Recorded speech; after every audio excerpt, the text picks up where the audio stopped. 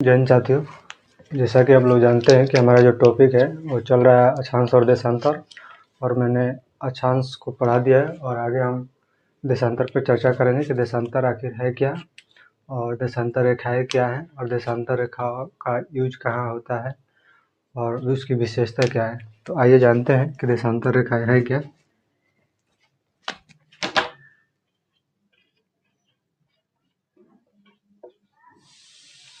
देशांतर और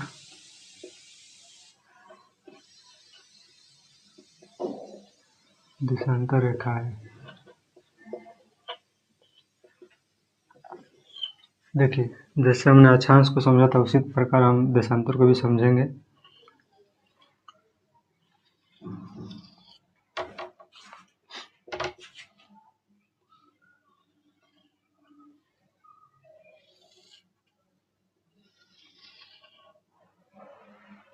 इसको हमने बोला था कि ये विषुवत रेखा है।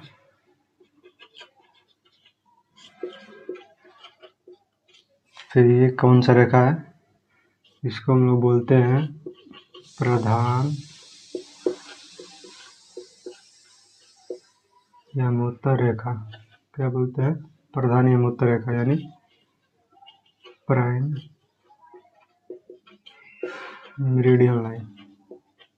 क्या बोलते हैं? Prime meridian line.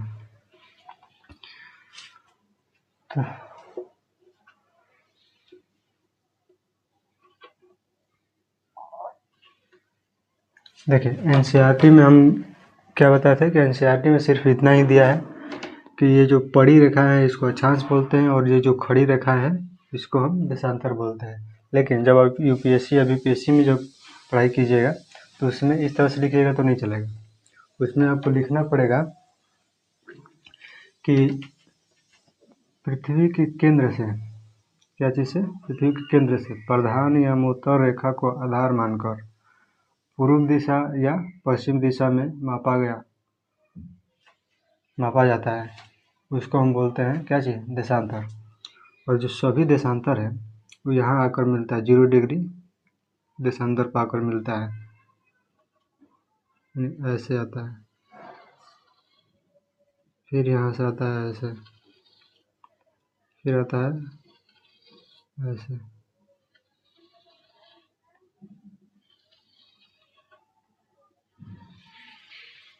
हम ये क्यों बता रहे हैं आगे आप लोग को बताएंगे। देशांतर रेखा है जब ध्रुव की ओर जा रही हैं, नॉर्थ साइड या साउथ साइड में, तो इनके जो बीच की ये दूरी है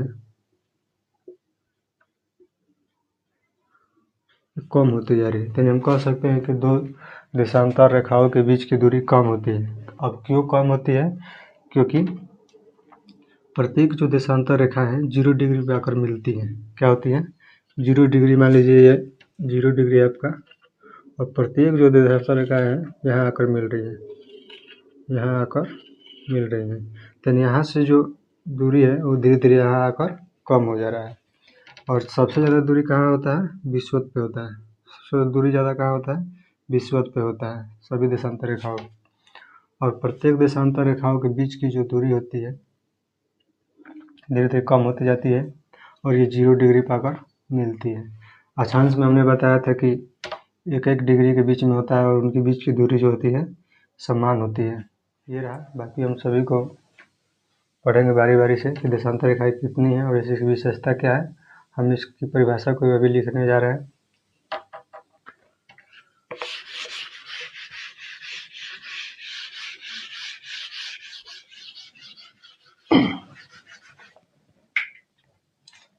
देखिए देशांतर रेखा का हम परिभाषा क्या दे सकते हैं? देशांतर का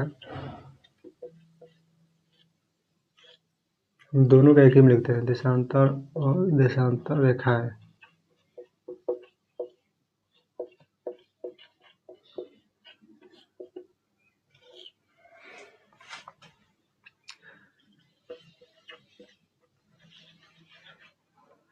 वे कोणीय दूरी,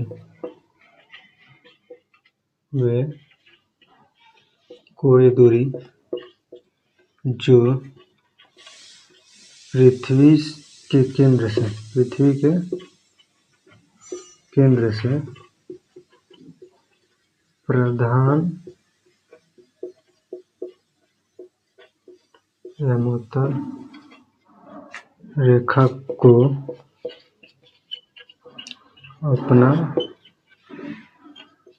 आधार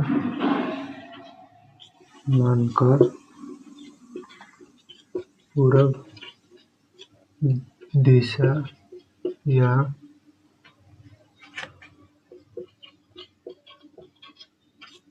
पश्चिम दिशा में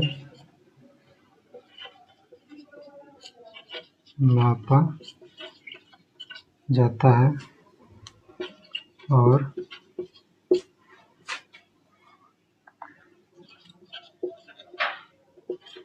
समान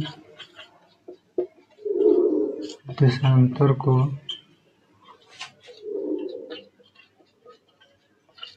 मिलाने वाली रेखा को देशांतर रेखा बोलते हैं। क्या बोलते हैं? देशांतर रेखा।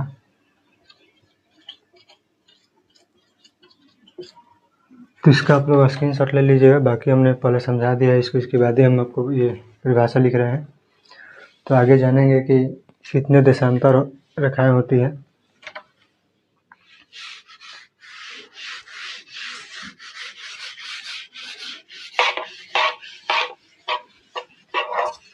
वीडियो को रोक कर आप लोग इसको लिख सकते हैं या स्क्रीनशॉट ले कर रख सकते हैं।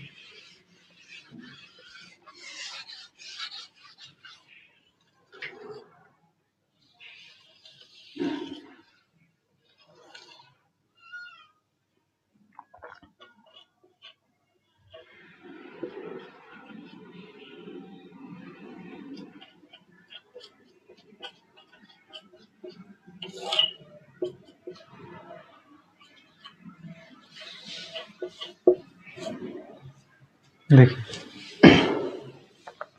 अगर कोई पूछता है आपसे कि देशांतर रेखाओं की संख्या कितनी है, तो बहुत सारे लोग ऐसे लिख देते हैं 180 इधर हो गया प्लस 180 इधर हो गया, और इसको छोड़ देते हैं। क्या करते हैं? इसको छोड़ देते हैं। लेकिन समझाने का तरीका थोड़ा अलग उन लोगों का रहता है। लेकिन हम आपको बता रहे हैं कि इसके बीच जो है, यहाँ इसको छोड़कर, प्रधान यमुना रेखा को छोड़कर इसके बीच में जो है 180 है। और जब इसको हम छोड़ देंगे तो इधर कितना हो जाएगा? 179। 179, 180 और प्लस में प्रधान यमुना रेखा, तो टोटल कितना हो जाएगा? 360 देशांतर रेखा कितनी है?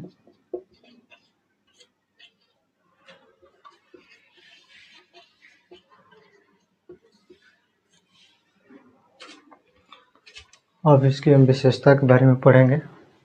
वैसे क्वेश्चन ज़्यादातर लोग पूछते हैं कि देशांतर रेखाओं का उपयोग कहाँ होता है। तो देखिए, देशांतर रेखाओं का जो उपयोग होता है समय निर्धारण में किया जाता है। और कहाँ किया जाता है? समय निर्धारण करने में किया जाता है। तो विशेषता, देशांतर रेखाओं की विशेषता,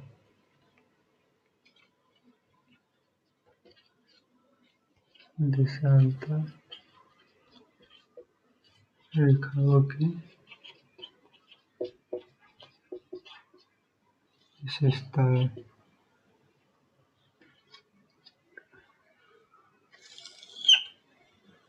तो देखिए, सबसे पहले हम आप लोगों को बताएं कि इसका जो उपयोग होता है समय निर्धारण में किया जाता है। समय निर्धारण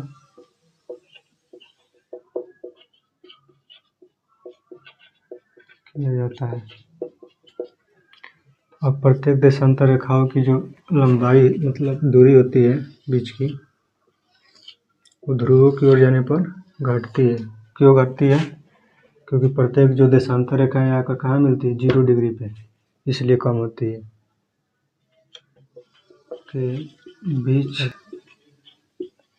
की दूरी कम होती है क्योंकि प्रत्येक देशांतर रेखाएं 0 डिग्री पर मिलती हैं। यहाँ पे जो है 0 डिग्री देशांतर इसको हम बोलते हैं। तो यहाँ पर आकर ये मिलती है, इसलिए इनकी जो बीच की दूरी होती है कम होती है। दो देशांतर रेखाओं के बीच की दूरी को हम क्या बोलते हैं? गोर बोलते हैं। क्या बोलते हैं? गोर। जिस तरह से दो अक्षांश के बीच की जो दूरी थी उसको हम लोग क्या बोलते थे? तो कटिबंध बोलते थे, मेखला बोलते थे, जोन बोलते थे, बेल्ट बोलते थे। तो इसी प्रकार दो देशांतर रेखाओं के बीच की जो दूरी है उसको हम लोग क्या बोलते हैं? गोर बोलते हैं। ये रहा इसका बेसिक पॉइंट। और कोई क्वेश्चन पूछ देता है कि सबसे दूरी ज़्यादा कहाँ रहती है, तो विषुवत पे रहती है। कहाँ रहती है? विषुवत पे। तो ये भी हम लिख सकते हैं, दो देशांतर रेखा के बीच की सबसे ज़्यादा दूरी विषुवत रेखा पर होती है। दो देशांतर रेखाओं के बीच की दूरी सबसे ज़्यादा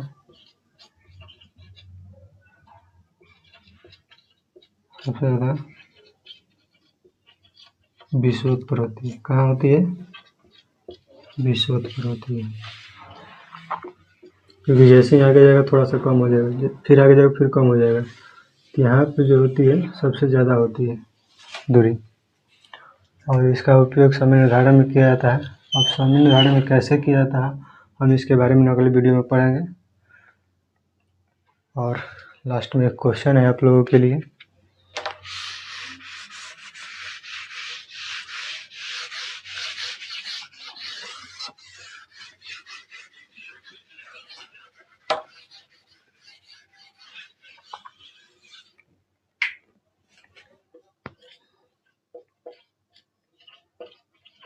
दो देशांतर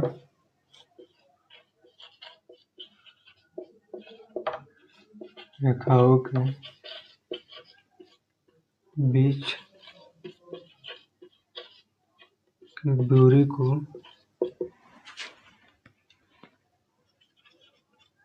क्या कहते हैं?